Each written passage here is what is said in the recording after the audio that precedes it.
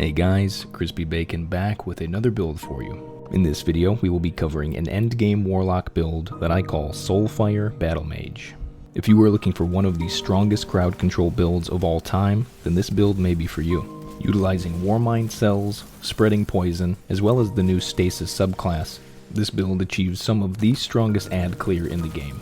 When combining the use of the exotic hand cannon known as Thorn, as well as the exotic Warlock arms known as Necrotic Grip, we create the strongest poison effect in the game.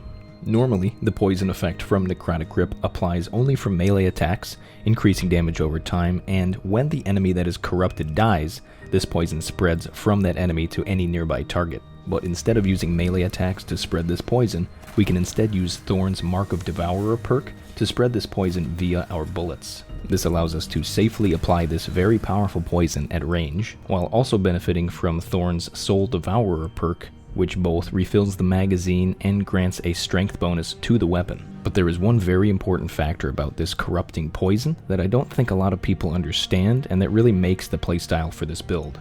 And that fact is that you don't need to score the final blow with the Thorn or a melee attack to spread this poison properly. Instead, the optimal way to use this combination is to tag an enemy with the Thorn so they have the poison on them, and then switch to any other weapon and finish them off that way, meaning that you can utilize a secondary weapon's effects while also spreading the poison from that first enemy with just one shot from the Thorn.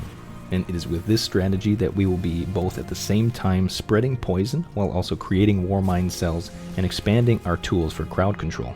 So now let's dive into the moving parts of this build so you can understand why it's such a powerhouse and how you can utilize it in all endgame content. Starting with weapons, we already mentioned the Thorn exotic hand cannon, so let's move directly to our energy weapon, the 7th Seraph VY7. My 7th Seraph comes with Ambitious Assassin and Feeding Frenzy, allowing me to keep firing as long as possible and reloading quickly in between. This will actually end up being the weapon that we fire off the most in any activity, and it will be our main source for creating Warmind cells, which again will increase our crowd control capabilities, which I will discuss in the mod section a bit later. And lastly, in our heavy slot, we will be using the Falling Guillotine, which is a fan favorite for DPS, and this will be our main source of damage when it comes to both majors and bosses. And now for the true synergy and power of this build, let's talk about mods. On our helmet, we will want Hands-On and Global Reach. On our arms, we'll want Anti-Barrier Submachine Gun, Unstoppable Hand Cannon, and Blessing of Rasputin. On our chest, we'll want Arc Damage Resistance, Sword Reserves, and Reactive Pulse. On our legs, we will want Sword Scavenger and Modular Lightning. And on our bond, we'll want Surge Eater, Thermal Overload, and Warmind's Light. As for stats, you should focus on Resilience, Recovery, and Discipline. And for our subclass, we will be using the Stasis Warlock known as Shadebinder. We will be using both of the current Warlock aspects, which is Ice Flare Bolts as well as Frost Pulse. And as for our 4 fragments, we will be using the Whisper of Fissures, Durance, Hedrons, and Refraction. Now that we have all of the equipment out of the way, let's talk about all of the synergies at play between our mods, weapons, and our subclass. The first thing I think it's important to mention is that this build can actually handle any type of champion, whether it be Unstoppable, Barrier, or Overload. With the Unstoppable Hand Cannon mod, our Thorn acts as our tool for stopping unstoppable champions. With the Anti-Barrier Submachine Gun mod, our 7th Seraph will act as our anti-barrier killer. And with the combination of Surge Eater and Thermal Overload, our Stasis Grenades can actually consistently and indefinitely stun any Overload champions.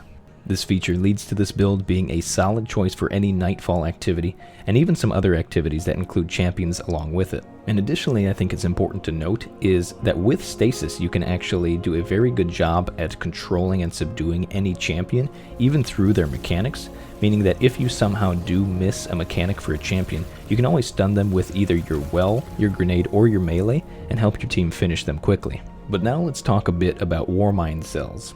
As I mentioned briefly earlier, the main combo for this build is to shoot your target with your Thorn and then switch over to the 7th Seraph and finish them with that. The main reason for this is because of the higher DPS of the submachine gun over the Thorn when in close quarters, and also the fact that this submachine gun will create the Warmind cells that will help this build. So again, we'll be tagging enemies with the Thorn, starting this poison damage, and then switching to our submachine gun, killing that enemy, and this has the chance to create a Warmind cell and also guarantees that that poison will spread.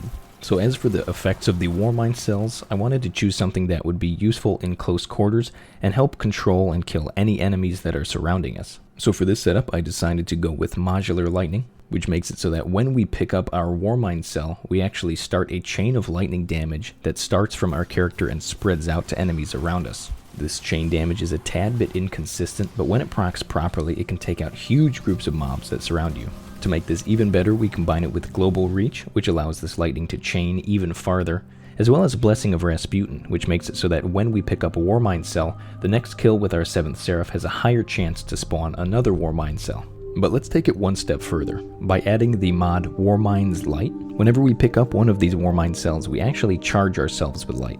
And these charges of light will activate and trigger Reactive Pulse, which makes it so that when we are surrounded by enemies, which we very often are, and take damage, a huge electric pulse will burst out of our character and deal a ton of damage to all the enemies that surround us. So as you may be able to tell, when you combine the chaining poison damage, the arcing lightning when we pick up Warmind cells, as well as the reactive pulse reaction when we're surrounded, we have a huge amount of crowd control potential that can clear entire groups of mobs in just seconds. But my friends, we have not even talked about the power of stasis with this build yet. Warlocks, I believe, are the best users of stasis currently in the game, and that's because of the power of both of their aspects, as well as their ability to use 4 fragments at a time. Adding to our crowd control effects, the Duskfield Grenade will actually pull enemies towards the center of the grenade, allowing us to clean them up with our other tools, while also opening a ton of doors for more benefits from our stasis effects. With Ice Flare Bolts, whenever we shatter a frozen enemy, a Seeker will spawn that targets any nearby enemy and freezes them immediately,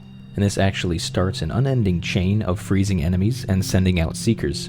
This mingles perfectly with our chaining poison damage, making it so that if we freeze a poisoned enemy and then shatter that enemy both sends out freezing Seekers that seek out other enemies while also spreading the poison that was put on them in the first place. This can wipe out an entire room worth of mobs with just 1 shot from Thorn and 1 grenade. Frost Pulse further synergizes well with Ice Flare Bolts, allowing us to, when we put out a rift, freeze any enemy that surrounds us, which can then start the Ice Flare Bolts Seekers spawning. This is perfect because this is somewhat of a close quarters build, both with a submachine gun and a sword, and having a rift that freezes any nearby enemies is extremely beneficial by itself. Our fragments further increase the potential of this build, making it so that when we destroy a frozen enemy or stasis crystal, the explosion, damage, and size is increased. The slowing effect as well as the overall duration of our Duskfield Grenade will increase, along with giving us a +10 strength bonus. After freezing an enemy, which we will be doing a lot of the time, we will actually gain a weapon damage bonus, which is extremely beneficial, especially when using the Falling Guillotine. It's great to combo a Rift into Falling Guillotine because the freeze from the Rift will then give us a damage bonus for the Falling Guillotine immediately. So I've talked about how great Stasis is, but really the main point of this is how it mingles with all of the other crowd control features that we have for this build. All of our main combos for this build are crowd control abilities, whether it's the Thorn combined with Necrotic Grip, the Warmind cells combined with Modular Lightning, or the Stasis effects and all of the crowd control effects that come with it. When all of these effects proc at the exact same time, you can see entire groups of mobs absolutely disappear. It's really the beauty of the crowd control mixture that we have here that always gives us an option to make sure that we can wipe enemies as fast as possible. And even still, we have ways to deal with all of the champions that are currently in the game, as well as a relatively high DPS tool in the form of Falling Guillotine. I feel like this build really hits the mark, checks all the boxes, and I know it's going to be the Warlock build that I use for most of the season. But anyways guys, that will about do it for the commentary on this video. I know there was a lot of information to cover here, so I really appreciate you sticking around to the end. There will be a bit of raw gameplay to follow, and I really hope you enjoyed watching this video. If you want, feel free to check the description to see where else you can find me, and make sure to join up on the Discord. We'd love to chat builds with you there. Again, and as always, thank you so much for watching. Have a good one.